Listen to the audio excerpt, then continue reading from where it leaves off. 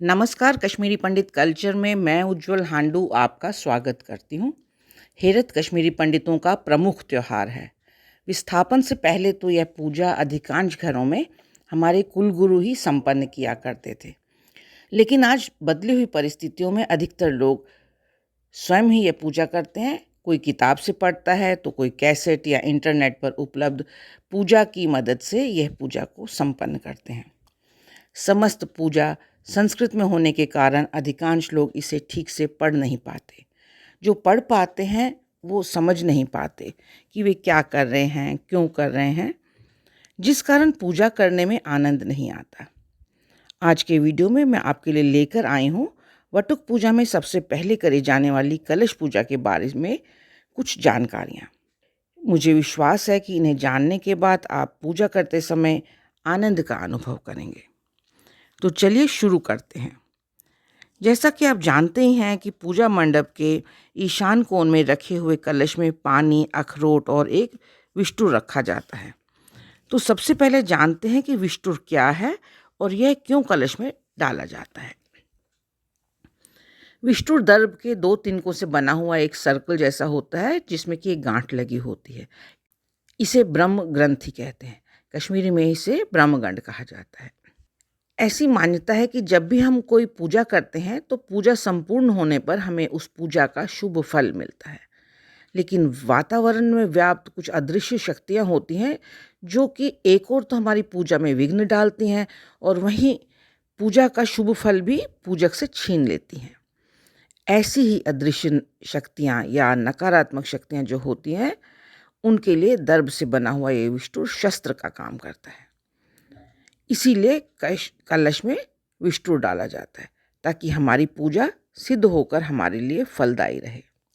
पूजा में रखा हुआ ये कलश चूने से बने एक ज्योमेट्रिकल पैटर्न पर रखा जाता है जिसे हम ब्रह्म कलश कहते हैं। यूं तो देव पूजा में अधिकतर हम इंद्र कलश बनाते हैं और पितृ पूजा में ब्रह्म कलश, लेकिन शिवरात्रि की पूजा में हम ब्रह्म कलश बनाते हैं क्योंकि शिव भगवान की पूजा में हमेशा ब्रह्म कलश ही बनाया जाता है। यहाँ पर यह भी ध्यान रखना है कि ये ब्रह्म कलश चूने से ही बनाना चाहिए, चावल के आटे से नहीं बनाना चाहिए, क्योंकि केवल पितृ कार्यों में ही चावल के आटे का प्रयोग किया जाता है, देव कार्यों में नहीं। ब्रह्म कलश की बेस में आप देखेंगे कि 2 पैरेलल लाइंस बनी हैं और दोनों लाइंस को बेस मानते हुए उसके ऊपर 2 ट्रायंगल्स बनाए जाते हैं। इस तरह से हमारे पास 4 ट्रायंगल्स और एक क्वाड्रिलेटरल बन जाता है। अगर इस क्वाड्रिलेटरल को हम बीच में से 2 डिवाइड करके 2 ट्रायंगल बना लें तो हमारे पास 6 ट्रायंगल्स आ जाते हैं। तो ये जो 6 ट्रायंगल्स हैं ये 6 देवी देवताओं के स्थान हैं जिन्हें कि हम द्वार देवता कहते हैं, यानी ये कलश तक पहुंचने के लिए द्वार के रक्षक हैं। इनके नाम और स्थान इस प्रकार हैं: महागणेश, कुमार, श्री, सरस्वती, लक्ष्मी और विश्वकर्मा। यह देवी देवता जो हैं वो अज्ञात शक्तियों से कलश की रक्षा करते हैं। कलश पूजा के समय कलश देवताओं की पूजा तो होती है, साथ में ही इन द्वार देवताओं की पूजा भी करी जाती है और इसलिए इन सब के नाम भी पढ़े जाते हैं। चलिए अब बात करते हैं क्षेत्रपालों की। क्षेत्रपाल क्षेत्रों के रक्षक होते हैं। यहाँ पर वे पूजा मंडप के रक्षक हैं। इष्ट देव की पूजा से पहले क्षेत्रपालों की पूजा करी जाती है ताकि वे पूजा मंडप की रखवाली करें और पूजक निर्विघ्न होकर अपने इष्ट देव की पूजा कर सकें। पूजा मंडप में तेल के दिए के पास रखी हुई जो 2 संवारें होती हैं वे ही क्षेत्रपालों को रिप्रेजेंट करती हैं। वटुक पूजा के 2 मुख्य क्षेत्रपाल हैं, हरकनाथ भैरव और वटकनाथ भैरव। पूजा में आपने देखा होगा कि हम हर दिशा में तिल भी फेंकते हैं कई बार। तो तिल से क्या होता है, तिल से भी नकारात्मक शक्तियाँ जो होती हैं, भूत प्रेत आदि, वो दूर भाग जाते हैं और पूजा में विघ्न नहीं पहुंचाते। तिल भी राक्षस घातक होता है। अब बात करते हैं दिशाओं की। पूजा मंडप में ये दिशाएं किस ओर हैं, आइए अब ये जानते हैं। यह तो सभी जानते हैं कि हिंदू पूर्व की ओर मुख करके पूजा करते हैं, इसलिए हमारे सामने जो पूजा मंडप बना हुआ है उसके आगे की ओर हुआ पूर्व, पीछे की ओर पश्चिम, बाएं की ओर उत्तर और दाएं की ओर दक्षिण। यह तो हुए 4 मेन डायरेक्शंस। इसके अलावा पूर्व और दक्षिण के बीच जो दिशा जा रही है उसे आग्नेय कोण कहते हैं। दक्षिण और पश्चिम के बीच की दिशा को नैऋत्य कोण, उत्तर पश्चिम के बीच वायव्य कोण और उत्तर और पूर्व के बीच की दिशा जो है वो ईशान कोण कहलाती है। इसके अलावा आकाश की ओर जाने वाली दिशा ऊर्ध्व और पाताल की ओर जाने वाली दिशा अधो दिशा कहलाती है। तो इस तरह दिशाएं 10 हो गई। सभी दिशाओं के अपने अपने रक्षक देवता होते हैं जिन्हें हम दिक्पाल कहते हैं।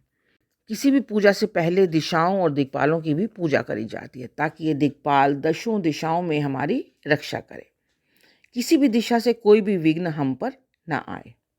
यहाँ पर मैं आपको यह भी बताना चाहूँगी कि जब भी हम भगवान की आरती उतारें या आलत उतारें या मंदिर में हम प्रदक्षिणा भी जब करते हैं तो हमेशा क्लॉकवाइज डायरेक्शन में घुमाना चाहिए, क्योंकि क्लॉकवाइज चलना यानी सूर्य की गति के अनुसार चलना।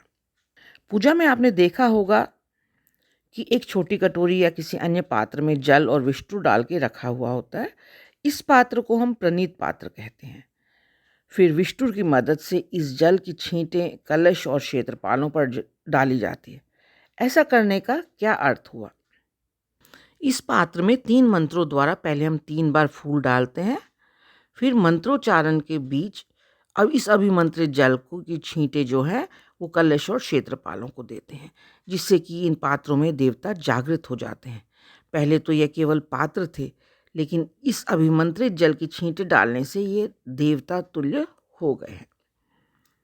यानी हमने इन पात्रों में प्राण प्रतिष्ठा करी। इसे हम जीवादान भी कहते हैं। तो इस प्रकार हमने देखा कि पूजा के प्रारंभ में हमने मंगलकारी श्लोक पढ़े, कलश में स्थापित ब्रह्मा विष्णु महेश देवी और समस्त सृष्टि की पूजा करी, कलश के द्वार देवताओं की भी पूजा करी, क्षेत्रपालों की पूजा करी, उन्हें जागृत किया। सभी दिशाओं में तिल डालकर हमने विघ्न पहुंचाने वाले अज्ञात शक्तियों को भी दूर किया। इसके बाद हम कलश देवता का अभिवादन तिलक लगाकर अर्घ्य डाल के और पुष्प डाल के करते हैं। तो यह था मेरा आज का वीडियो। आशा करती हूँ आपको पसंद आया होगा। आप इसे लाइक, शेयर और कमेंट कीजिए और मेरे सभी वीडियोस को सबसे पहले देखने के लिए मेरे चैनल को सब्सक्राइब करें और बेल आइकन दबाना न भूलें। एक नए वीडियो के साथ जल्द ही आपसे दोबारा मिलती हूँ। तब तक के लिए नमस्कार।